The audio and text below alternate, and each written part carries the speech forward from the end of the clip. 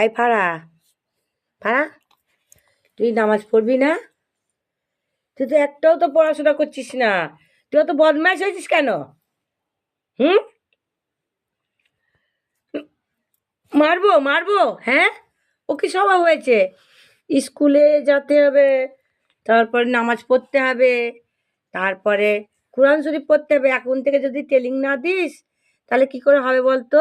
হ্যাঁ, শুধু শয়তানিক বুদ্ধি, খেলা, রাস্তায় বেরোবো, ওই ধান্দা। যখন মারবো না তখন বুঝবি ঠেলা। হ্যাঁ, বাবা তো সবসময় বলে যে মেয়ে কোরআন শরীফ পড়বে, নামাজ পড়বে।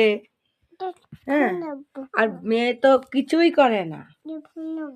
হুম, ফোন নিয়ে তুমি গান শুনবা মনে হয়? নাই, পিঠের চামড়া তুলে দেবো, বুঝেছ?